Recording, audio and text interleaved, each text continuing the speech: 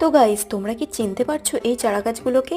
আজ আমরা চলে গেছিলাম মাঠে এবং আজ আমাদের এই জমিটাতে অর্ধেকটা দেওয়া হবে আলু এবং অর্ধেকটা কিছু শাকসবজি দেওয়া হবে। এই যেমন ধরো পালং শাক, মূলো শাক, তারপর দেওয়া হচ্ছে ধনেপাতা, তো এইসবই আর কি। তো এখন আমি আলু বসাচ্ছি, এটাকে বলা হয় ভুড়ো। তো ভুড়োতেই আলু বসাচ্ছিলাম, মা ওইদিকে ধনেপাতার বীজগুলো ফেলছিল।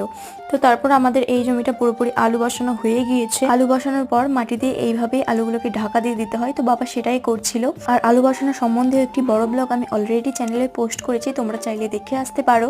বাড়ি যাওয়ার আগে ভাবলাম যে চলো একবার সবজি বাড়িটা দেখেই যাই। 5 দিন আগে দেখে যেয়ে আর আজকে আমি গাছগুলোকে একদমই চিনতে পারছি না। এইখানটাতে বসিয়েছিল দুবুড়ো রসুন, আর রসুনের গাছও কিন্তু বেরোতে অলরেডি শুরু করে দিয়েছে।